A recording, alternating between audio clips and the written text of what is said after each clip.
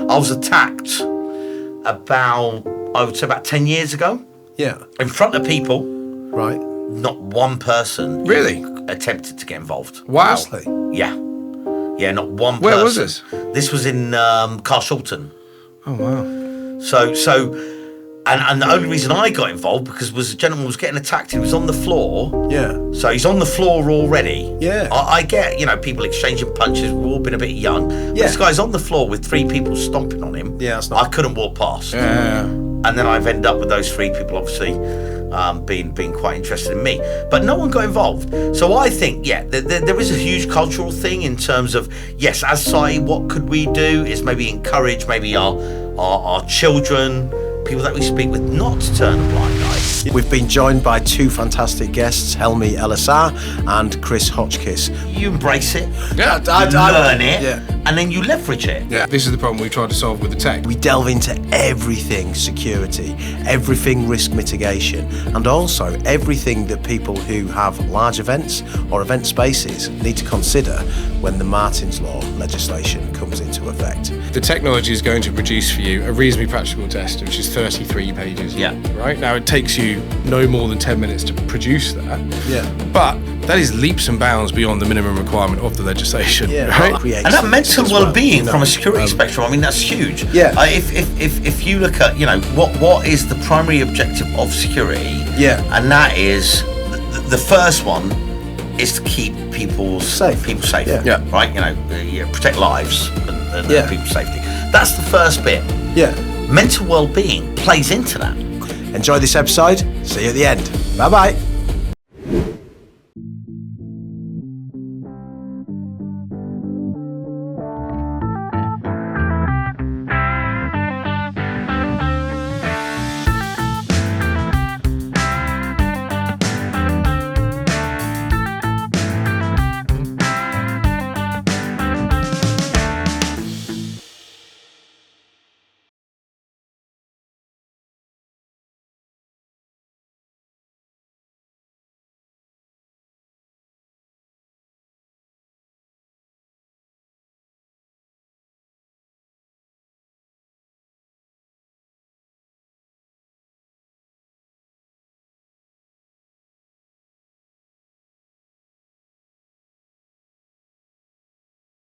Ladies and gentlemen, boys and girls, children of all ages, welcome to another episode of the Facilities Management Exchange. This will actually be the last episode that we record before Christmas. So I hope everybody had a fantastic time because this won't be released by the time we break up. But I hope you all ate plenty of turkey. I hope you all got really, really fat and you had a very good time and Santa brought you what you wanted. Anyway, great episode for you today. Today, we're going to be discovering security. I've got 2 absolutely fantastic guests, veterans of the industry, people that really, really know what they're talking about across the security landscape. And we're going to talk about some really cool subjects such as the introduction of Martin's Law and also, what the current scenario is within the security world, how that feeds into facilities management, and how people can perhaps get involved in that world. So firstly, I would like to introduce you to Helmey El-Aasar. Hello, Helmey, how you doing? I am very well. Thanks so much, Mark, for the invitation and really looking forward to it. No problem at all. Have you had a good day? Very good day, very productive. And been in and about London. What a beautiful city. It is. Especially when it's dry. Yeah. Which is rare. Yeah. I prefer it when it's dry to when it's wet. Definitely. It was quite mild this morning, though, wasn't it? And it was all right. It's got a bit chilly now, hasn't it? A bit of rain earlier on, but managed to hide away at the right time. Fantastic. In the right place. So, good stuff. All is good. All is good. under a railway arch somewhere. Yeah. That's it. Yeah. Okay, brilliant. And we've got Chris Hotchkiss. Hello, Chris. How are you? I'm very well, thank you, Mark. How are you? Yeah, I'm really good, mate. You having a good day? I am. As I think I said to you guys on the way up, I'm just pleased I'm not sick anymore. I've had my 3.5-year-old making me sick for the last 3 months. So chemical weapons, mate. Yeah, quite pleased I'm no longer suffering. So yeah. All right. Well, glad to hear that you're well. Which is just in time for Christmas as well. Exactly. There's nothing worse than being poorly over the Christmas period. You want to be able to eat your turkey. You do, yeah, without a doubt, yeah. And your pigs in blankets. I love a pig in blanket. They're beautiful. I can't comment on that. No. Don't worry. I'm all about cultural sensitivities, mate. I'll end up with a fatwa against me. I'll be careful. That's fine, mate. That's fine. That's fine. Okay, so listen, guys. First, help me. Let the audience at home know who are you, what do you do, and what's your role within the industry. So, of course, yeah. So my name is Helmey El-Aasar. I'm the managing director at a private security and front of house provider called Smart Sec Solutions. Yes. So London-based. Pretty much live my life within Zone 1. Yes. Which I absolutely love. That's great, actually, isn't it? Oh my God. Yeah. Bumping into the new, the old, right next to each other. The only other city, really, that I can sort of compare it to is probably Rome. Yes. Which I would agree with equals that, in actually. terms of, like, you know, ancient things and that character and walking. I absolutely love it. You know, all the food, the diversity, different types of food, different types of people. Yeah. So very, very lucky to work in central London. Yes. So I started working in central London in 1999. Yeah, I believe you had quite a specialised role as well, didn't you? I mean, well, I did. So I started in the industry. They used to my job title was floater, which my friends thought was somewhat amusing. So I'd come in. I studied in Egypt, and you wouldn't get away with that these days. No, I didn't get away with it in those days. To be fair, are you talking from an employer's perspective? I'm talking from a personal perspective. Could you imagine that on Indeed, security floater? I'm a floater. You can try and flush me. I ain't going nowhere. I can enjoy it. Full of determination, you know. But yeah, so my job title was floater. So I used to fly in the summer when I finished uni in Alexandria in Egypt. I was doing my engineering degree, and come over here to you know earn the sterling. Yeah. I mean, that's why I'm here now. It's not the weather I can No. sterling. So I come over here, do my 3 months, you know, earn as many sterling as I could, and then go back home and be the richest kid on campus in Alexandria University. I was probably the only 18-year-old that was gambling. Right. That's how affluent I was because of the sterling. Yeah. Rest in peace, Her Majesty. Bless her. Yes. But yeah, she put me in a good place. Got my sterling. Used to go back home and live it up, working as a floater. Yep. And then progressed through the ranks. So you know, as I progressed, the less floating I had to do, which was great. Yes. You know, became then a permanent security officer. I was concierge at one point. Oh, were you? I'll tell you what, the best money I've ever earned till now, the most disposable income I had was working as a concierge in a posh set of apartments. You take up people's like dry cleaning, just being helpful, customer service, 50 quid. Really? Honest to God. I did that job for like two months and I got nothing like that. You weren't doing it right. Clearly I wasn't, I was in the wrong place. Like, when I did it, I'm like, oh my God, I was earning like tons of money. Did that, then became a mobile response officer. They used to call us mobile drivers. Responding to alarms, patrolling empty buildings. Key holding, things like that. Yeah. I was the only person, like this is this true story, down the road here, there was a building that was allegedly haunted. Really? Yeah. Oh, I do love a ghosty story. I know. So this place was allegedly haunted. It was a Crown Prosecution Services office. Yeah. I won't tell you the exact address because, you know, liabilities and exactly. And to be fair, tomorrow thousands of people will be there trying to see the ghosty, mate. But anyways, this place, you would lock it up, and like when you're locking up, you do the zigzag thing. So I was trained. You start and you do like a floor. You go up. And then you go to the opposite side of the floor. So you zigzag all the floors so you've checked everything. And this one particular place, you turn the lights on and then you go halfway through the corridor, they turn themselves off. So there's another switch, the other side of the corridor that does the same. So you switch it back on, you go up to the top floor, it will switch itself off again. So much so that I had an alarm activation. I went and attended, this is honest to God, and the doors opened onto St James's Park, right? Yeah. So I go down there, there's a door open. That's what's, you know, it's windy, it's set off the PIR. So I lock the door. I head out, I get a call from my controller going, found alarm activation again. I'm like, I haven't left yet. Yeah. I go back in, guess what? Same door open again. Really? So there were mobile drivers that would refuse to go there. So really? Yes. So I was highly in demand as a result of. So they just sent you to. They just sent you to every haunted establishment across the capital. To be fair, basically. You know what? I have never ever had anyone dead harm me. This is true. Like people who are alive, loads. Yeah. They've hurt me a lot. I remember we haven't had anyone dead that actually hurt me. I remember we had this conversation in a pub once.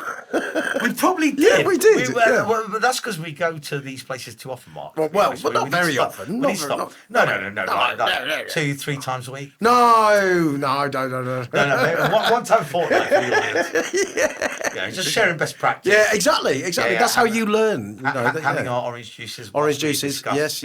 What's going on in the strategy of the FM world. Yes, exactly. I'm just enjoying how he started with floater and fatwa, and then he was worried about giving out an address from 20 years ago. I was like, in terms of liability, I think you probably crossed that bridge. I think so. Yeah. You have to know that Mark has had to actually increase his insurance for this particular session. I bet. Yes. It is what it is. Yeah, no one's perfect. Yeah.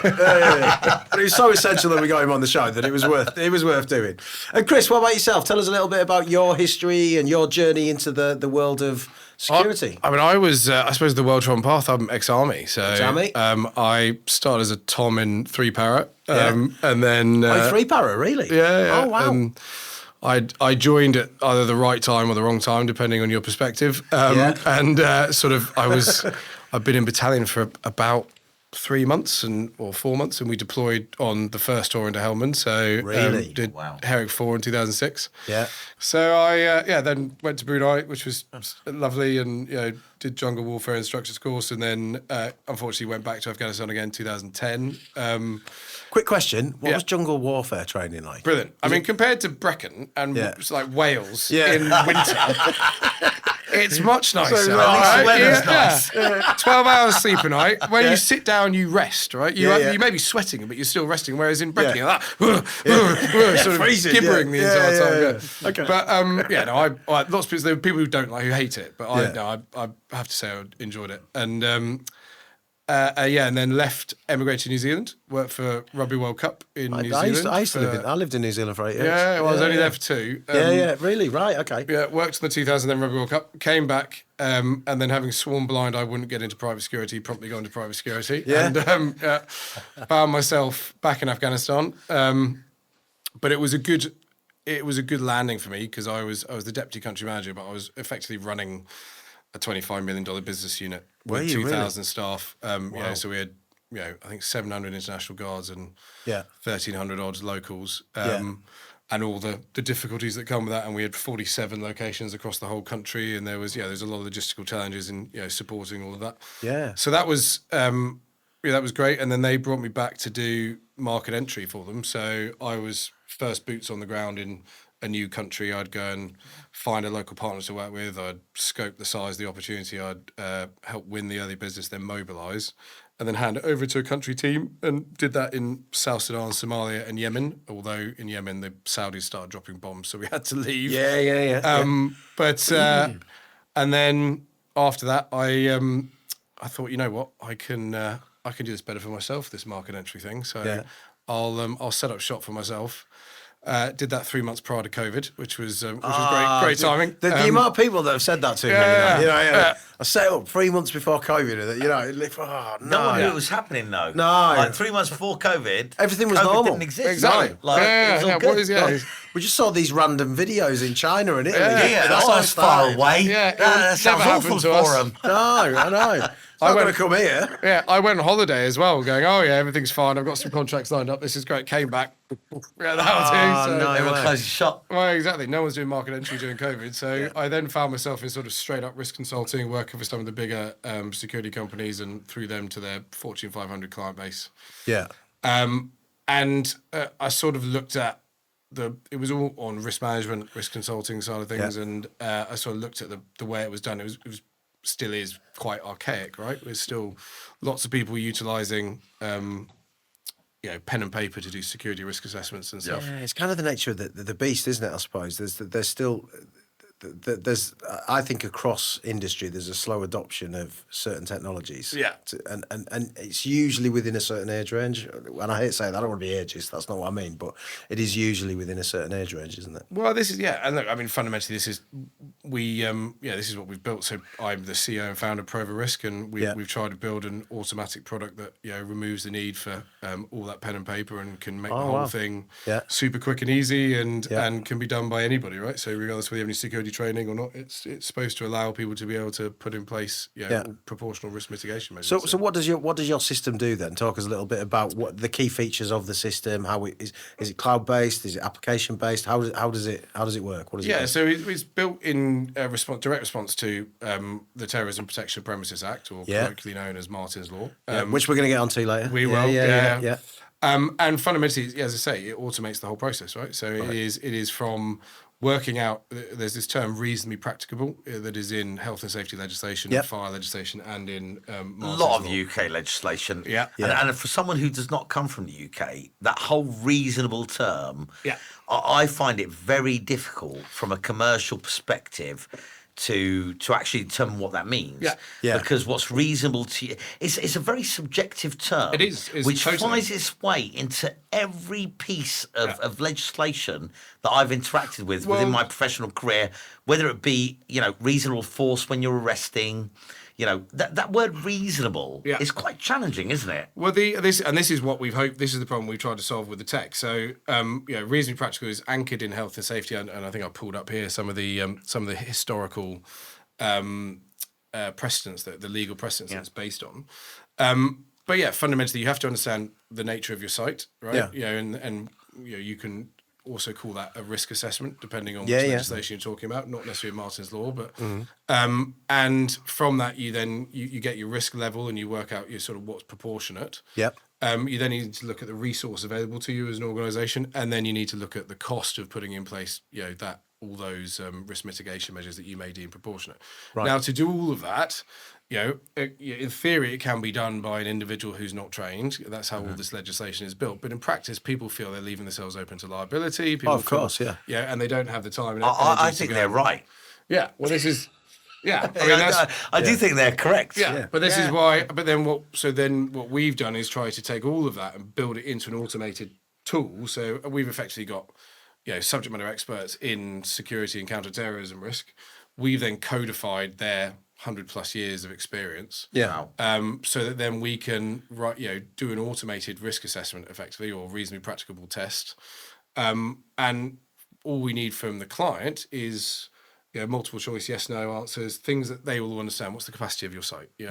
How often do high profile visitors visit your site? How are you close to a high profile? You break it down into very simple questions. It has to be totally unambiguous, easy for them to understand. And then that goes into the algorithm that pops out a risk level, right? And that then we utilize that to as a percentage against the resource, so their turnover or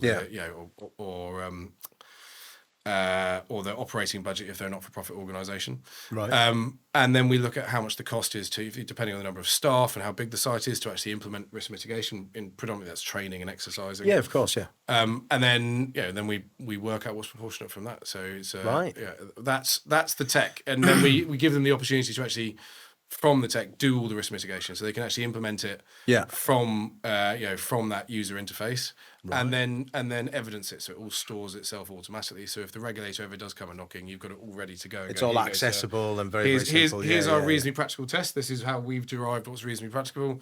Here's all our risk mitigation measures that you've said that we should have in place, and here's all the evidence, and so on and so forth. So I think that's fantastic. It removes that subjectivity, because what's reasonable to me might be different to you, might be different to Mark. But you've got a common sort of baseline, then but this is what you find. Place, aren't you? Yeah. So I mean, we're predominantly looking at the smaller guys, right? So we want to help. The whole point of the legislation is to not put a burden onto places that are in scope. So the price point is exceptionally low. And it's all within the expenditure power of these organisations. But if you ever have any flagship or enterprise clients, when they've got broad portfolios of 1,000+ sites, let's say they were to go and spend money and bring in risk consultants and risk assess every single one of the things. You put 2 risk assessors in the same room and you tell them to risk assess. They'll come out with something different, right? Different, So the one of the nice things about the technology is uniform. So consistency. Yeah, exactly. Across an entire portfolio of sites, you can then at least benchmark your sites against one another. Yeah. And fundamentally, this is all about deploying resource, right? Yeah. You only, no one has enough money to do all the risk mitigation No, that of course do in they the don't. world. No, God, no. You may not want to, because in essence, a lot of organisations want to create a welcoming atmosphere, whether it be for their visitors, their tenants, their building users. So, if you go to a risk expert, their ideal situation is it becomes Fort Knox. Absolutely, It becomes like a prison. because you want an MOD establishment with bars on windows and big fences. But in the real world, that isn't going to particularly be very appealing. In actual fact, if I turned up somewhere where I'm going to do my normal day-to-day business and I saw turrets, fences, that would not really make me feel welcome or safe. In actual fact, it will make me feel very unsafe. Exactly, because so I think there's that balance, the worst, isn't there? In terms of... Well, it's intimidating, isn't it? I mean, I remember, if I go to a hospital or something like that and I see an armed officer, honestly, an armed police officer, it makes me feel really uncomfortable. Yeah. It just does. And wherever I see him, I just feel really uncomfortable. I just think, God, you actually need to be there. But of course they need to be there. But, naturally, it's not something I think in the UK in terms of... Because we love a bit of CCTV. But I think that's where that balance comes in. Don't we? We love a bit of CCTV in the UK. Of course we're completely fine with that. But no guns. No guns. But it's those large physical measures that I think make people feel uncomfortable. So aren't there? You reminded me of a story. Aren't there two places in the UK where the police do patrol armed? Right. I think it's St Paul's in Bristol and Nottingham. Yeah.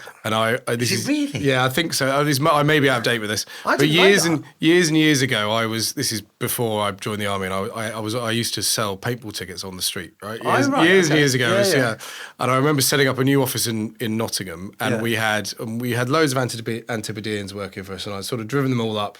We got them a house, so they're all staying, they're all working from the house. And the last thing I said to them as I left was, by the way, and this was in Nottingham, Nottingham's the only place where the police patrol armed, and I drove off and left them there. Really? I just said, enjoy yourself. Yeah. And this is the normal sort of like Bobby Beats I think so. I think so. I could be out of date with this. This was certainly the case at the time. But it's certainly the case in Europe. I mean, you go to a lot of European countries. But what was the reason for it? What's the reason behind them being St Paul's in Bristol was certainly the fact they had significant armed gangs running around. Oh, right. And so it was a very small localised area within, it wasn't the whole of Bristol. Yeah. Nottingham, I think, was the same, right? There was just, at one point in time, this is almost 20 years ago I'm talking about, guys. Yeah, so, I know. I worry that I'm going to get done for defamation of Nottingham and St Paul's in Bristol, so yeah. Well, but that's very, very interesting, because that is a piece of information. I had no idea about that. Yeah. But that's a very interesting...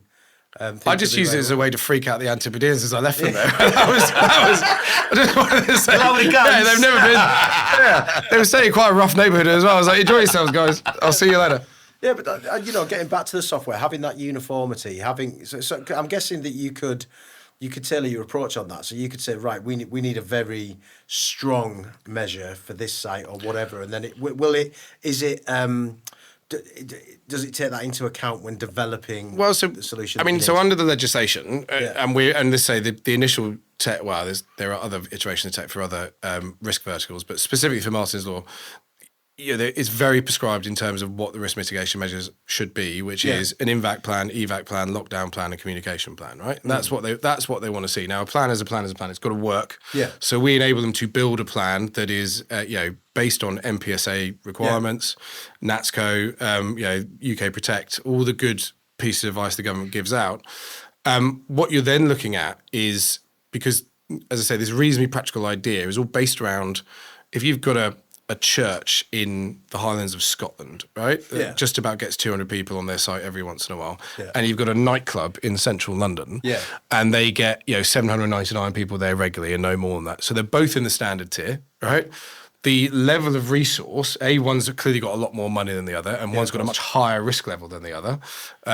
And therefore, they should be doing a lot more in terms of risk mitigation. So they, a regulator, and this is this whole reasonably practical thing, would want to go into that nightclub and potentially see, right, you both got plans, fine. The nightclub, we want to see that you're exercising this 3 times a year, right? I want to see that all your staff have been trained on this 3 times a year. If your PA system's not working, I suggest you spend some money on that, albeit the legislation quite clearly says you shouldn't spend money, but the regulator may still come and go, I still think that's probably something you need, because, and this is all I have to caveat this by saying we're all expecting statutory guidance from the regulator in spring 2026. Yeah. This is us having spoken to a lot of members of the regulator and the Home Office team to try and understand the background. Yeah. But we are all still waiting for statutory guidance. Yeah. But fundamentally, they will expect to see different resource and different risk mitigation thrown at a problem, depending on the nature of their premises and the resource available to them. So our tech will enable you to go or to ascertain, okay, we both need a plan, right? But as I say, if I'm the nightclub in London, then I, given my risk level, given my resource, I need to be training my staff 3 times a year. I need to be doing an exercise, 1 tabletop, 2 live, because this is something that could happen, or, a pub in Borough Market, for example, right? Because you've seen that happen before. And Bondi Beach. Well, quite recently. Or a synagogue, right, in Manchester. Or a synagogue in Manchester. Right? So these are, and it is about deeming what's proportional, and that is a subjective call, as you quite rightly said. But I put 4 subject matter experts in a room who've all got credence in the industry. And when but the point is, those guys are who I've used. We come up with the squad average, and they all sign up to it. Right. Okay. But then if anything does go pop, and people come and knocking after and say, well, look, we as a group looked at this. We looked at it in its entirety. We did everything that was reasonable to do, or we deemed was reasonable to do, and that is a subjective call. But we have years of history backing us up behind it. And this is all the thought process behind it. Yeah, I think like any legislation, it's about having a statutory excuse. So if you can demonstrate as the organisation that is holding that risk that you've done your due diligence, you've tried your best, exactly, you've put all of the things in place that should have mitigated it, and it didn't, then you've done your piece. Yeah, exactly. And that, a bit like health and safety, you do your risk assessment. It's exactly the same. So because I've done a risk assessment on slips, trips and falls, that doesn't mean that no one is going to slip, trip or fall. Yeah. But ultimately, you can then, as an employer, say, I've done my due diligence. Yep. I can demonstrate that I've trained all my employees, or the staircase got handrails. I've told them to use them. I've told them to make sure that it's well lit. So I think it's about demonstrating that as an employee, you've done your bit. As someone running that venue, you've done your piece. And that is ostensibly what we are doing with the tech, right? The technology is going to produce for you a reasonably practical test, which is 33 pages long, right? Now, it takes you no more than 10 minutes to produce that. Yeah. But that is leaps and bounds beyond the minimum requirement of the legislation. Yeah, right? And also what else is available out there now. Yeah, exactly. Because this legislation is coming in, I mean, I know that. Do we have any exact date in terms of when? Yeah, so just to finish that last point before we go on to the day. So fundamentally, the technology is there it will enable people to do leaps and bounds beyond the minimum requirements. So you know that you're compliant. You've done your piece. But it takes a lot less time and effort than if you were to go and research it yourself, write these things yourself, or go and, heaven forbid, go and procure a security consultant to come in and do it for you, right? Yeah, so that's the whole idea, is that we are on the side of caution, right? We ensure that there's all the evidence there and everything you could possibly need from a regulator standpoint, but it takes you less than an hour and costs you 200 quid, right? That sounds like a fantastic piece of innovation. Well, let's touch wood. Let's hope. But sorry, in terms of the dates, so legislation passed April 3rd this year. They've given themselves a minimum grace period of 24 months. Yeah. They've stated that statutory guidance will come out in spring of 2026. Right. Now, I don't want to. That could slip. Right, Yeah. so Really? Yeah, I know. I just legislation. I was really conscious of who can listen to this. Legislation? Yeah, No, come on. Not an efficient bureaucracy like ours. I'm pleased that you two are quite happy to jump in there. I'm just going to be really. I'm holding you to it. Spring 2020. I've written it down now. I'm keeping my powder dry. Popping your feet to the flames. Yeah, there, exactly. So that could slip, but we expect that whatever the statutory guidance slips to, we would expect that there will be then be a year after that to the end of the grace period, right? And the end of the grace period is when everybody has to be compliant. So currently it's planned for April 3rd, 2027. Whenever the statutory guidance slips to in 2026, so if it goes to June 15th, then we'd expect 12 months from there. Is our guesstimation, right? That's definitely not set in stone. But and so the government is keen, the regulators keen that people start preparing now. Certainly in the enhanced tier, they want to see people doing more, because that can take some time for people to get things in place. For some of the bigger retail organisations that will have hundreds or thousands of sites in the standard tier, they're suggesting they start getting on with this. But there's still some, as I say, there's still some more statutory guidance to come out from the government before people start really kicking into gear. Okay. So you guys as security professionals, I think if we're going to talk about Martin's Law and we're talking about mitigating things that are going to potentially take place, in public places and things like that, whether it's from extremism, terrorism, whatever it may be, what do you think as a society we can do to actually try and reduce and limit occurrences associated with that kind of incident? Is there something that we can do? Well, I mean, the government obviously has, prevent, prepare, protect. And this is absolutely which has failed, hasn't it, in certain circumstances? I think I think we have to be honest. It has in certain circumstances, hasn't it? Well, yeah. I mean, obviously, if one could argue if there is a successful terrorism attack, then you can say that it's failed. But that being said, I know they stop a lot. I mean, that being said, they only have to get lucky once, right? So, and we have to get lucky the entire time. I mean, look, given the number of potential terror plots, talking to people in the intelligence world recently, it's not well publicised, but there are a lot of operations that are ongoing continuously that could go all the way up to the Home Secretary for sign off. And those aren't necessarily publicised at all, right? And they are interdicting very, very early. And look, fundamentally, barring unfortunate, recent events, we've been very lucky, right? And the world is getting more and more dangerous. There are more and more people who are quite unsatisfied with this. And if the issue now is not so much, it is relatively easy, to stop an attack that is spectacular. Right, because it takes planning and it takes people communicating and resourcing, and in that planning cycle, that's when our intelligence agencies will tend to pick it up. Step in. The guy with the knife, right? The lone wolves, isn't it? The lone wolf who just walks around, just goes, "I'm going to start stabbing people." And this was a hugely contentious part about the legislation, because a lot of security professionals felt and still feel that is the most likely attack that's going to happen in this country right now. And then there was a lot of people who felt that, but look, the only attacks that we've had are these spectaculars, and surely we should only be focusing legislation on that. Whereas the argument was continuously trying to be made by the Home Office team that, look, really the thing we're most worried about, as I say, is the lone wolf running around the supermarket or the high street. Well, as you said, one individual on a train did a lot of damage. Because it was an enclosed space, wasn't it? So it's quite interesting. Do you think social media has its part to play in terms of these kind of incidences happening, like in terms of what people can access online, content? Of course like it does. But I do think going back to what society could do to prevent it is, I think, about each person taking a bit more ownership, not turning a blind eye, and actually being proactive if they notice something out of the norm. Because I think we're all guilty of going, looks a bit shifty, but you know what, not my problem. And I think you can notice it here in society. I don't know what's happened for that to end up being the outcome. However, I've lived in different cultures, in different countries. And I think in some other countries, people are more willing to get involved. If someone has fallen down and they need help, they'll help. Now, whether that's because our society's become a lot more litigious, I think there might be something to say in that, where that culture of "I'll sue you" has made people very worried about helping, I wouldn't disagree intervening. With that. And that's just my take on it, by the way. This is not me as a security professional. None of my business. But I'd rather not, because I'll end up with some ag. I'll end up getting sued.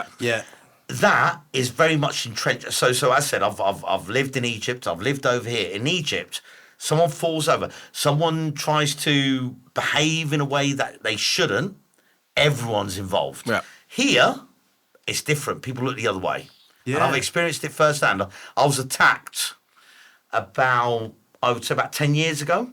In front of people. Right. Not one person really attempted to get involved. Wow. Honestly? Yeah, not one person. Where was this? This was in Carshalton. Oh wow. And the only reason I got involved was a gentleman was getting attacked. He was on the floor. Yeah. So he's on the floor already. Yeah. I get, people exchanging punches. We've all been a bit young. But Yeah. this guy's on the floor with 3 people stomping on him. Yeah, that's not... I couldn't walk past. Yeah.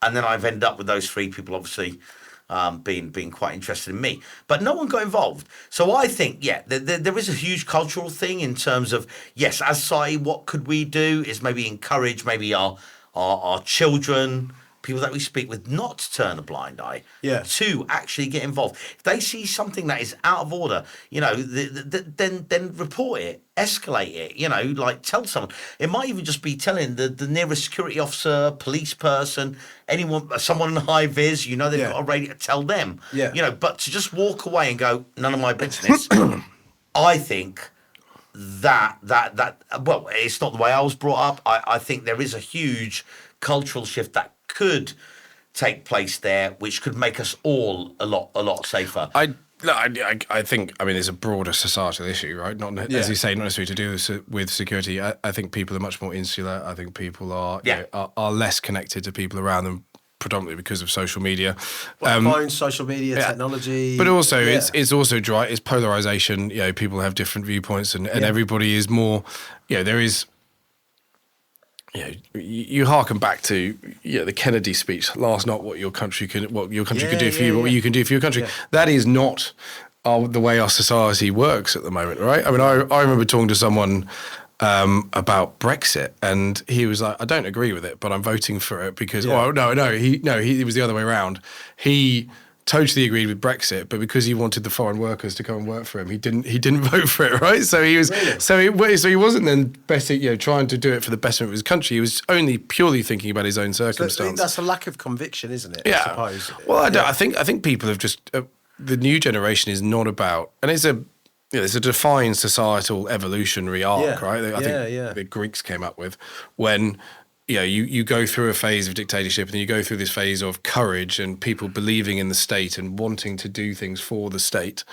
And then you come out the other side where people go, actually, no, I want the state to do something for me. And it is only about, and this is what our politicians get voted on, is them promising the earth. It's true. They're promising the earth to you, and everybody votes on what's better for them, as opposed to going back and going, well, actually, what's better for the country? What's better for the society as a whole? And asking that question. And that I think is at the root of all these things because people are just thinking about themselves, right? Right, being very, very insular. But I also think going back to your point of social media, the internet, has it increased? Of course, it's increased the risk. Yeah. Where if you think about people learning how to do things that might cause harm. Yes. Well, of course, now if you want to learn absolutely anything with the internet, with social media, but not only that, the encouragement side of things. So you get people who might be pushing certain agendas, encouraging other people to push those agendas.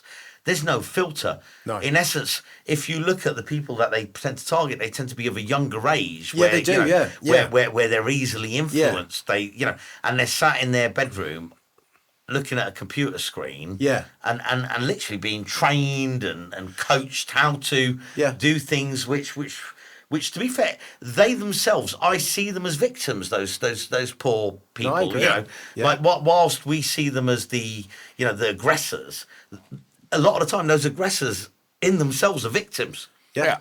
They're victims, and they're actively targeted, right? So they look for people who are disillusioned, and they look for people who've had a trauma in their life or some sort of and they feel that they're an oddball. Might have learning difficulties, whatever they can take advantage Could have been bullied. of. Could have been anything. As long as it's something they can take advantage of, and bearing in mind they're just distributing it en masse. It's a bit like casting a fishing net, right? Yeah. And in those people who have got those inherent natures of potentially falling for that, they will get caught in that net. Yeah. So it's very easy to cast your net amongst millions and millions and millions of people. And as you said, if 0.5% of those people are having a difficult time in their life that's exactly, they're going to get caught up in that. No, they are. Yeah. I mean, do you know something? I've read articles on sort of websites and things like that actively encouraged young children, 11, 12, to commit suicide and would show them how to do it. I find that I've heard about this, but I've never seen it, and Well, I find it I've absolutely mental. Yeah, Absolutely crazy. Yeah. But like when you look at what's accessible online, and I know we've really veered off here, guys. I was do going to say, apologise. I was like, this is not what I was expecting from but this I chat. just at all, find it yeah. quite interesting that because I think lots of things feed into what you do across a security spectrum. So why not discuss what creates And that the mental mix as well, well-being you know? from a security spectrum, I mean, that's huge. Yeah. If you look at, what is the primary objective of security? Yeah. And that is the first one is to keep people safe. Yeah. Right. Protect lives and Yeah. people's safety. That's the first bit. Yeah, Mental well-being plays into that. of course it does. Hugely. I mean, if you look at the number of people that jump off bridges, it's a huge part of our role as security professionals to keep people safe. Yeah. And that, a lot of the time, is keeping people safe from themselves. So no, I think they're very interlinked, whether it's the mental well-being or security, hugely interlinked. This is my personal opinion, not a professional one or anything like that. I think it is social media, and I think it's internet access, unlimited internet access for people of a very young age, which causes potential issues further down the road. And I think there's certain countries as well that are starting to actually ban social media access for people under 16. Australia, Australia, I think. Yeah, Australia and things like that. I mean, I don't know if that's the right thing to do. Oh, or my wife, we've got a 3.5-year-old, and we are hoping that the UK follows suit. I agree. I am like, In by about, the time, fine, in 5 years' time, as long as they've done it by then, that's okay. Yeah, well, I mean, I've got a 4-year-old, and I won't let her have an iPad, and I won't let her have a phone. And the reason I won't is because I've got an older girl who's 15, and that actually it really hurt her. It damaged her, because of online groups and things like that. And I don't want my daughter to experience that. And I've also read some other studies, and once again, I'm veering off here, that the blue light that is produced by devices can be quite destructive to young brains, which can actually impact them, apparently cause anxiety. I don't know if this is true. I've just read it. It could be absolute rubbish, but that it can cause anxiety issues and things like that, So does that kind of feed in? Because we have seen an escalation in, mental health that's escalated. Especially over the last 20 years. Anxiety has escalated over the last 20 years. And many other conditions that would kind of feed into that very small percentage that you mentioned earlier, that let's say that they've had a traumatic experience and then somebody... Or prime for radicalisation. So somebody that's identified that individual, right, we can get this person to do X, Y, Z or whatever. And that could be across anything, that could be across... I think it's always happened. It's just never happened at the scale that we're... So, I remember sort of, where I grew up, for example, there were certain mosques that you wouldn't go to because they were known to propagate certain concerning messages, right? Yeah. But what was their audience?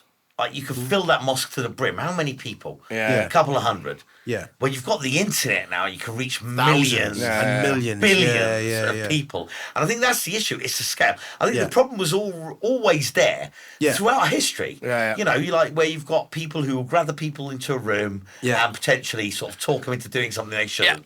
And but it was a room. But it's also the position of authority, right? And so you have someone like an imam or whatever, or a school teacher who's saying radicalisation or fundamentalist stuff. Now, because it's written on the internet, it gives it more credence, people will believe it because it's written, and there's no fact checking, right? No, it says it there. It says it. People, I've got a friend of mine who went to school with a guy. He was privately educated, who is a flat earther.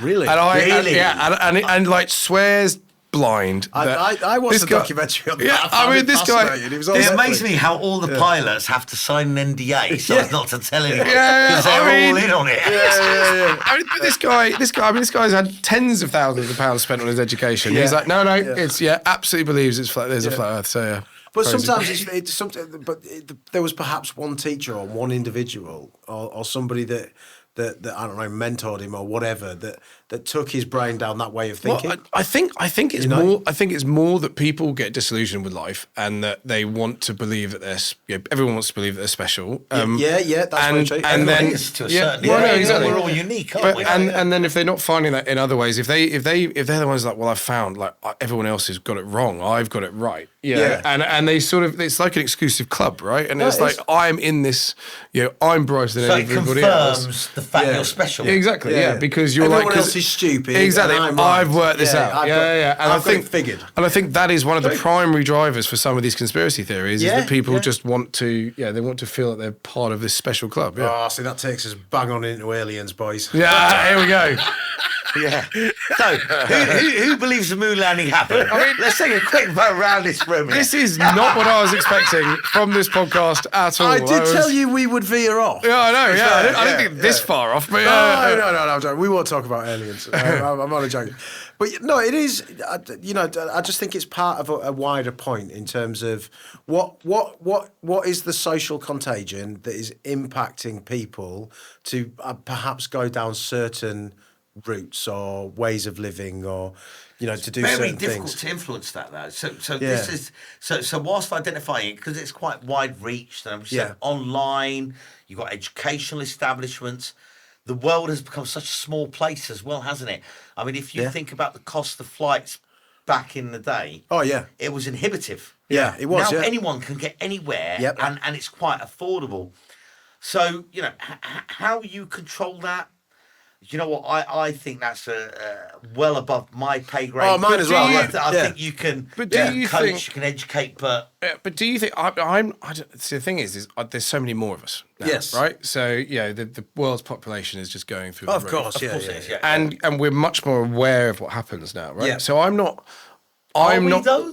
convinced that the percentages are any different. I think you'd always have your oddballs. See, I would question the awareness piece, though. Yeah, but because I think you're of the right. fake news. Well, I think what awareness? What version of it? Well, this is the issue. Is like back in the day, you used to read a newspaper.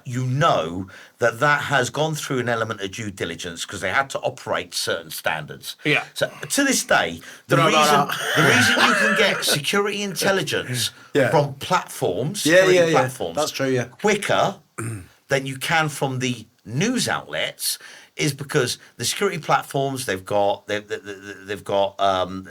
access to social media, and they don't have to go through the same level of verification.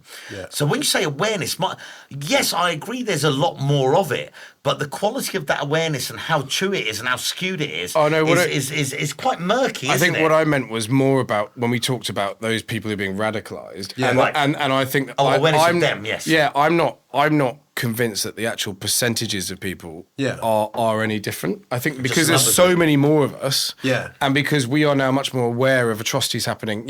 In the 1960s, if someone blew up something in India, you wouldn't know about it, right? That's true. Bondi Beach, we would have taken us 2 weeks to find out about, right? And by then it would have been old news. Yeah. And now, and also, frankly, we have a much higher value on life. Now, you look at IRA campaigns and the amounts of people they killed, which was in the hundreds, compared to Islamic terror that has and it's nowhere near that much, right? It's not even. But the reaction was so much more visceral because we as a society now put a much higher value on life. That's true. The reality is, even with the new terrorism legislation, and fundamentally, the chances of you being impacted by a terrorism attack is so low. You're much more likely to be hit by a car. You're much more likely to fall over in the shower, frankly, and kill yourself. Yeah. But it is such a visceral thing, right? Yeah. The idea of someone running around with a gun killing people, that it provokes such a reaction. And that's what we do. But I think you're very right. In the internet, it reaches so people who someone can get radicalised by someone in Somalia, right, and is sitting in Woking, right? Because their awareness of the world has been framed based on what they've chosen to read. Script them. But I'm not sure that person who was radicalised by someone in Somalia, 100 years ago, wouldn't have found themselves being, doing something stupid anyway, or for another cause, either for a cause or just being an oddball doing something. But it would have come out in another way. That's very interesting. I just think there's more of us, but I think the percentages might just be the same, right? And it's so much more visceral when it happens, whereas before. if someone got killed for something, people didn't mind so much. I mean, that's the wrong terminology. Sorry, I know, but I understand what you mean in terms of how you approach it. But yeah, I think, Helmey, you're very right that there's a lot more knowledge available to people now. But the quality of it isn't quite. Some of it's very questionable. Yeah, it is.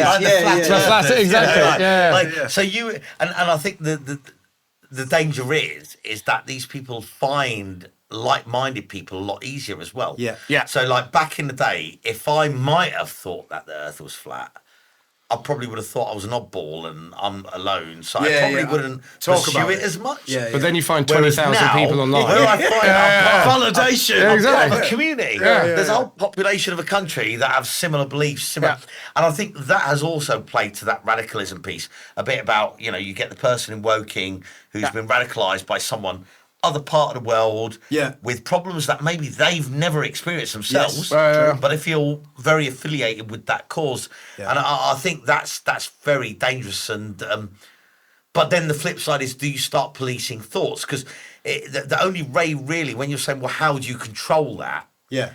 Well, China controls it. Yeah, it does. So does North Korea. Yeah. But do you go down that route? So, and that's the does Australia. So does Australia now. I think this is the other issue, isn't it? Where freedom of speech versus censorship, and what's right and what's wrong, and is it somewhere in the middle? Do you have it's totally free, everyone can say what they want regardless how damaging it is? Yeah. Do you stop people altogether? And that's different. I wouldn't want to be the person who sat there trying to make that But this call. is, and as you say, like legislating for this is very difficult, right? So we can come up with societal norms, but legislation where you're actually going to stop things is extremely difficult because of you might be infringing on people's freedoms. Exactly.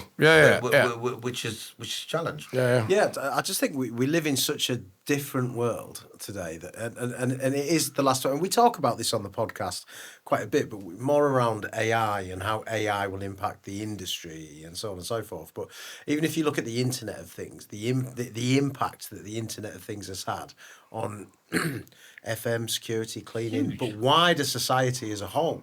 When you actually get into it, like nobody came in here thinking we were going to have that conversation, but we ended up having a conversation for about half an hour because it was interesting and it made sense and it tied into what we're actually looking to achieve. So, what's the world going to be like in another 20 years?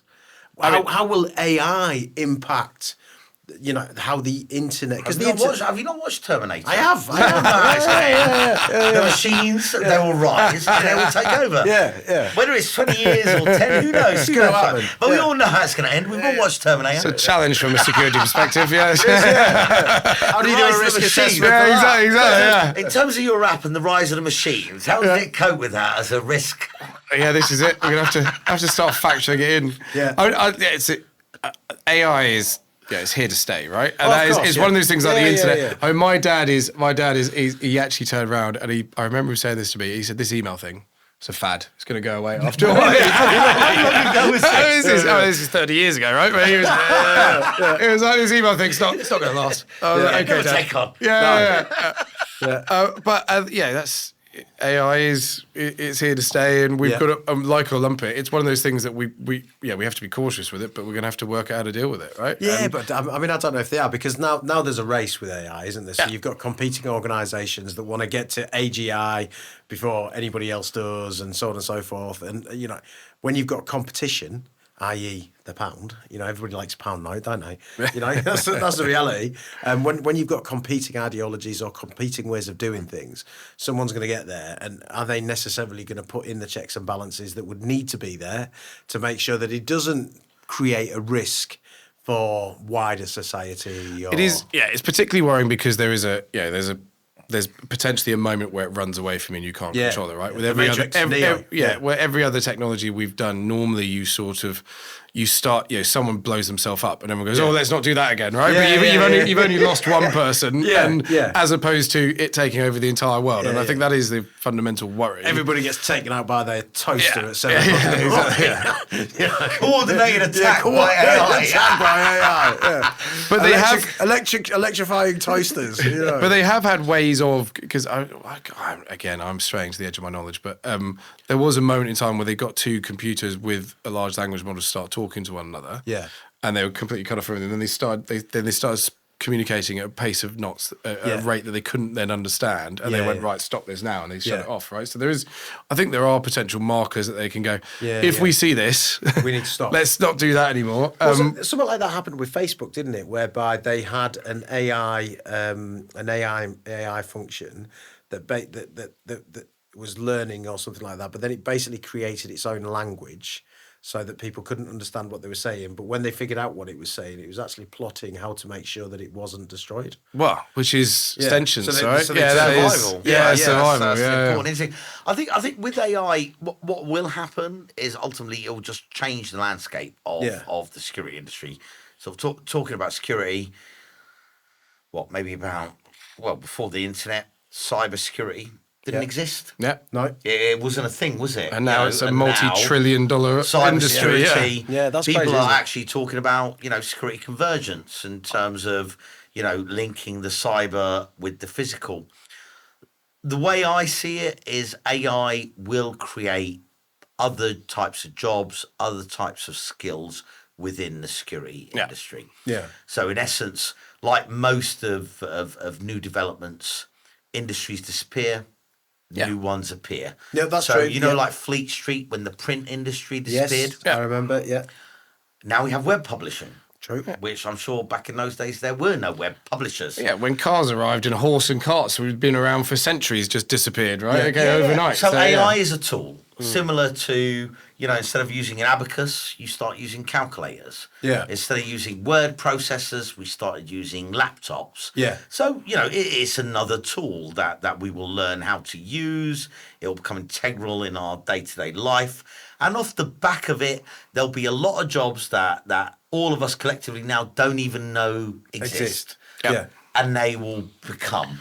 And that will include jobs within the security sector, cleaning sector, all sectors. And it will revolve around AI. That's how I see it panning out. But it's certainly something, as if we sort of try and bring the conversation back to the new guys starting in the security sector, as you say, that they should be mindful of, right? So they should, if you're looking at a career in the security sector, learn about AI, learn about the application, think through how it can actually work in this sort of sector. In a practical scenario. Because if you're bringing that to, then let's be frank, some security companies are not the most IT savvy organisations in the world. We're security people. I know, But if you want to get into the sector and you're bringing with you understanding of AI and how you can apply it, that is going to give you a foot in the door when people are desperately trying to work out how to utilise it. I've had 2 tenders this month.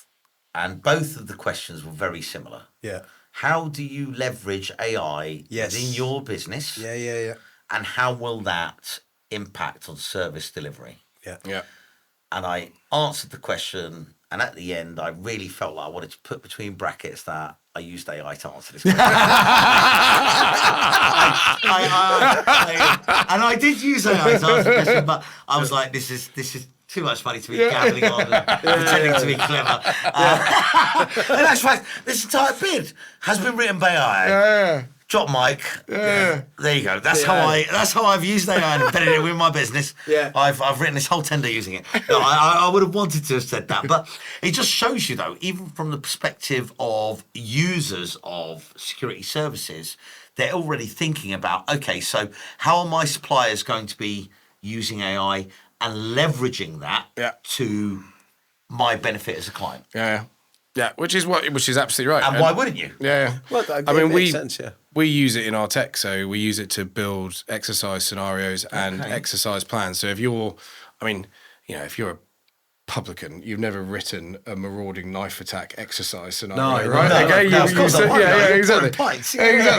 You've never, and you don't know how to run an exercise. You don't know what the resources you need behind it. You don't then know what to look for or how to test it and see what you should get out the back end. Because fundamentally, the reason you do an exercise is to go, okay, well that didn't work. Let's do something about it. Yeah, of course. So we use a large language model to build exercise scenarios. We then use AI. Yeah, use AI to do it. We then use it to build out, here's your exercise plan, here's how many people you need to run the exercise, here's who's going to be, and Helmey's already thinking about including you in a bid for innovation. Well, we need to exchange cards. Yeah, exactly. This is sounding amazing. For 200 quid a pop. Yeah. I'm in. But That's a differentiator. And look, the whole idea is it's there. It should be used, and this. Why this wouldn't is you? exactly. And this helps. And for us, once it's built, and it costs us nothing or very little extra. I'm right? sure you meet those funny duddies that go, I don't use AI, I don't agree with it. And you're like, well, I'm sure there was a load of people who said the same, like about loads of things, like, I'm not getting a car, I'll use a horse. Exactly. Or, Yeah. I'm not flying on a plane, I'll use a ship and take five weeks. I still like making fire with the sticks, right? That's the thing you're talking about. Exactly. So I think that, if it's there, the idea is you embrace it, you learn it, and then you leverage it. Yeah, absolutely. And that's what we've done since the beginning And of if- humanity. and if you don't oh my God, adapt- look at this round thing that rolls. Fantastic. Yeah. I'm going to use that as a wheel. Oh, fire. Oh my God, like the meat tastes so much better. Yeah. Less blood all over the place. Let's start using that and cooking food. Exactly. And that's who we are as humans, Yes, and it we'll is. continue. Yeah. Well, and To be innovation and close, so adaptation, being resourceful is what is the hallmark of us You as a create the species. tools, Yeah, and then exactly. you fully use them to create better tools. Yeah, exactly. Yeah, No, I've been I've used it for the last year. I mean, I'm an early adopter of it. I do think that it's got a place in the I world. thought your emails about a year and a half ago sounded a lot better all of a sudden. I was like, oh my God. Yeah, I could spell. The grammar was there. I finally learned how to communicate. Mate, at the end I of the thought it day. was an English course. Sorry, Mike.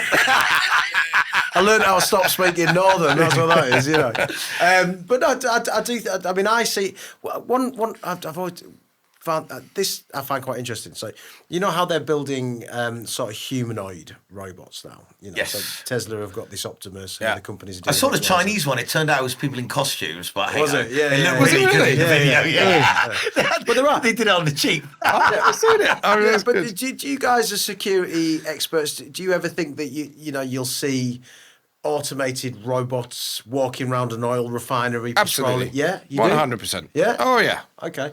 Yeah, I mean, look, now you've got, I mean, this is more in the kinetic. See, I think the same, but whenever I ask people usually shoot me down and go, no. Right, you But talk I about. do. I think it'll happen, because to me... But you talk about drones, Yeah. aerial drones, drone Yeah. dogs, right? I mean, this is more on the sort of kinetic front in Warfare. thank you. And these things are truly terrifying, right? Yeah, Like, of course, in yeah. Ukraine now, they will flush people. They will literally use aerial drones to flush them into woodblock. And when they said aerial And then- drones, I didn't realise they're airplanes, just without a pilot. Well, no, there's really big ones. there's some really big ones. The Predators have been around for a while, or you just have smaller ones, right? But one of them is effectively a flying grenade. Yeah. And that they'll flush them into woodblock, and then they'll have dogs, as in drone dogs, that will come out the other side and blow themselves up next to you, right? Yeah, yeah. And and you can utilize. You'll be able to. I mean, nowadays, a good guarding company is going to have people tagging in on different workstations on a patrol route. Doing anyway. their proof of presence Right? piece. Yeah. And you can get a drone to go and do that. Of course you can, yeah. It's going to be cheaper. It's going to be quicker and easier. It's absolutely going to be I something. think robotics will. I was in Heathrow yesterday, taking my mum to the airport. Yeah. And they had the cleaning Yes, machines yes, that yeah, were yeah, fully yeah, robotic. yeah. And one of them was coming towards me and my son quite aggressively. I was like, run, the machines, they're attacking. They're them." coming And you for should have us. seen, there was these guys with these big guns just laughing their heads off. Yeah. I was like, you just got to stand there. The machine's attacking me and my son. Right. But anyway, so I do think eventually they will. Yeah. Whether it be drones, whether it be robotics, eventually they will. Mm-hmm. However, the human element will never disappear, because there's certain things that robots won't be able to do. So in essence, a lot of the response to what robots may flag may still fall down to a human. Yeah. Yeah, okay. So in that makes essence, sense. Yeah. a robot No, I agree. has gone and has found an issue. Yeah. And it might be able to process some of that issue to a certain degree. But ultimately, say, for example, that issue is, I don't know, a broken fence, or there is a real intruder or something. You will need still a human to go and then deal with those exceptions. Yeah. You'll need a human to fix those robots. You'll need a human to program them. So in essence, again, it goes back to that point of, people shouldn't be fearful. Oh my God, our jobs are going to go. Our jobs are going to evolve. Yeah. So in essence, you will still have the drones that will go fly out, and then maybe a perimeter fence has been triggered. There's instead of a mobile response officer, a drone moves from its charging point, goes, checks, flags it. You've got someone there in front of a big CCTV camera, can see that there's people trying to get in or people breaching the perimeter. Yeah. Then what? Yeah. It's going to be humans. Yeah, I agree. I don't know. So a certain let's degree. go back to something that we discussed very early in the podcast, which is that fantastic word that sits in all legislation, reasonably. Okay, so we can determine as a society what we feel is a reasonable response to any given situation, which you could fundamentally plumb into an AI system, an AI robot or whatever. So you could basically state that within these limits, if somebody is to breach this perimeter, a reasonable response is X. But I think Helmey's right in so much as... But at some point, a human's going to have to get involved. because you're never going to have... No, I don't disagree with that. Yeah. I completely agree. Yeah, I think the robots will be able to respond to a degree. Yeah. But there is, as Helmey says, there's always going to be those bits that they can't respond to because there's just too many variables for you to be able to factor into all the responses that you might need to deal with. What about if it gets to AGI, average general intelligence, whereby their ability to think, reason... So they'll go to court. The judge will be also a robot. But you know what I mean? But if we've got to that point, then the whole landscape of society has changed because it's not just security that has taken off. But that's going to be sea shifts in everything, right? That's going to be a very different... They reckon that'll be within 5 years. Well, eventually... That's what they say. I think eventually the dream is this smart. Yeah. And this will come at some point, not in our lifetimes, is the fact that humans no longer need to do anything for money. Yeah. So in essence, UBI, the entirety of society is run by robots. Yeah. And as humans then, we have been elevated to such a degree that we choose to do what we would like to do. Now that ultimately, I mean, I was listening to Elon Musk. I think that's more terrifying than robots. No, but in essence, that's the nth degree where robots do everything. And then we all just go around doing what we would like to do. But I don't think that's probably going to happen in our lifetimes. But also, look, I mean, if we get there, then lovely. But fundamentally, if you got to remember, the governments can legislate, right? They have powers to legislate. So whilst obviously we want robots to make our lives easier and simpler, and for a business, you want robots to make your outgoings cheaper. If you're going to take it to the nth degree where it's going to destroy your economy because nobody has a job anymore, at some point the government's going to step in and go, no, right? Yeah. You're not allowed to use robots for that particular position because otherwise nobody's got any money, right? And nobody wants. It's great. So if a business can bring all its overheads down, but it's got no one to sell the product to, what's the point, right? That's a very good point. To be fair, but what if money's no longer a problem? If money's no longer a problem, so in essence, what I'm saying is your GDP is getting produced. Yeah. Everyone's got their fair share. A bit like Kuwait, like no Kuwaiti has to work. Yeah. Right. I wish I was born in Kuwait, not Egypt. But, there was only a few kilometres to the right. That would have been wrong. But do you know what I mean? If no one has to work, money's no longer a problem. GDP is being satisfied by robots and what have you. In essence, then it is just that's a very nice place to be. That's a utopian society in theory. But I think that is... We'll find something to argue about. Oh, yeah, I'm sure. My rover's better than yours, Mark. Yeah. Someone, it will be. It'll be like that. Have you seen the alloys on my rover? Yeah, exactly. That's nicer than yours. Someone will have an Audi robot, and someone else will have a mini robot. You know what I mean? It'd be that kind of. I mean, human society is built on competition, right? We all have to have something to be able to compete for. But look, I mean, if we're in a utopian society, there will be a whole range of other societal, social issues that we have to. That's the problem. Is because humans, a lot of who we are and our purpose is down to what we do for a living. Yeah, that's very and you're right. And I guess that's the societal issue is take that away. Yeah, and you have a problem. Who are you? Yeah, exactly. So you no longer have What's your to purpose? work. You don't need to. Yeah.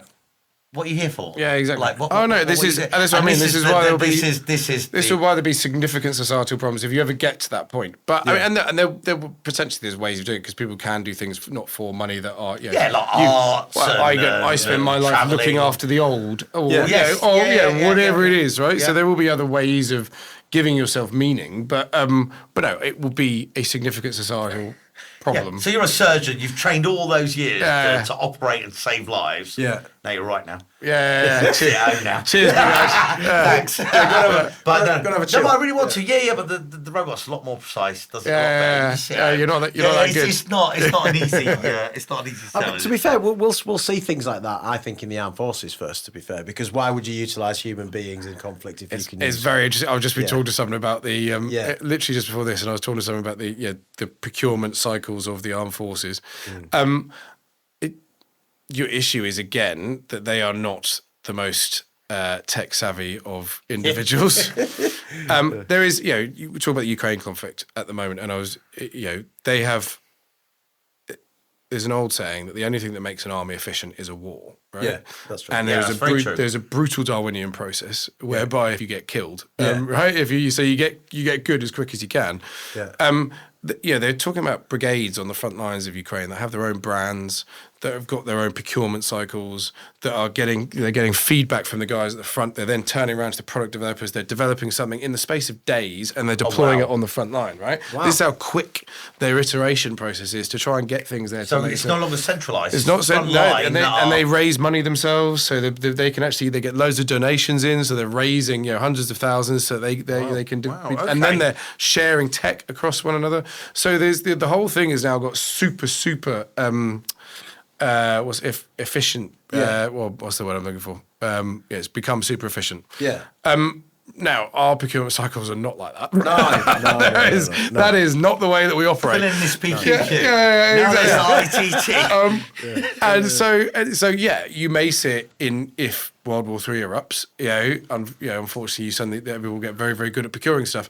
But I don't think any of us will be around very long. well, that's it. Yeah, exactly. There is the other issue there. But fundamentally, militaries are institutions. Institutions generally don't move very quickly. There's good reason for that as well, right? The reason institutions, this is something lots of people forget. Everyone gets very frustrated with institutions not moving quickly. Yeah. But the reason they don't move quickly is because we need them to be stable, right? Of course. Because then people trust moving them. quickly creates instability. It's the one reason government can't change so quickly is because if it did all the time, we'd all be like, well, nobody trusts the government, right?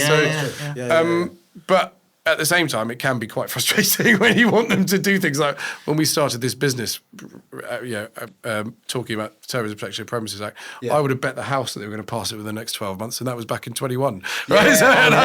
Martin's Law. That has been It took a while. long, and 5 governments. process. So, it was 5 governments to do Isn't it crazy we've had 5 governments since 21? I know. Absolutely crackers. 5 governments is in like the 2-week ones and stuff like that. Oh, right, so you're counting the small one. Liz Truss, she was Liz Truss, yes. Yeah. Oh no, 2 weeks she was on annual leave. To be fair, it went well. Yeah, it did. And then she come back 2 weeks later. 2 weeks later, job done. Should have stayed on holiday. Yeah, she didn't. All right, guys, that do you know what? That brings us to the end. How have you found it? Wow. Have you enjoyed it? Yeah, It was great. tough. Yeah, It was tough. I know, it's very difficult being trapped in a room with me. I apologise, guys. Not easy. Listen, thank you very much for coming in and being so open, honest. Chris, obviously your business and the technology that you have available, I'm guessing people can reach out to you on LinkedIn. Please. If they have an interest in your Private products Risk, and services. PrivateRisk.com, by all means. Yeah. What was that again? ProvaRisk.com. ProvaRisk.com. PROVA risk. Yeah. So if you're an event space, if you have regular people coming along to your establishment or anything along those lines, and I'll be reaching out as a security supplier. Yeah. And we're looking for routes to market. Exactly. And Martin's Law is a concern for you, then please feel free to reach out to Chris. He's a fantastic guy, very, very helpful. So I'm sure he'll be able to help you with anything you need. And Helmey, as ever, thank you very much, my man. Thank you, Been Mark. an absolute pleasure. Thank you. Have you enjoyed it? Very much so. And now I've got a fantastic solution for risk assessing. So thank you very much for the introduction. Anybody to needs Chris. a security provider within Zone 1, You know what? Well, I'm happy to go all the way to Zone 6 as well. Zone 6? Don't do that, mate. You'll get a nosebleed. I'm feeling a bit generous. It's Christmas, isn't there? I'll jump on the tube. Do not mind. Fair enough. All right. Well, listen, guys, as ever, thank you once again for spending the time and coming into the Facilities Management Exchange. Really appreciate it. Thank you, man. All right, guys. Well, we talked about some really interesting stuff there. As ever, thank you very much for joining us. And if you can't be good, be bad. Bye-bye.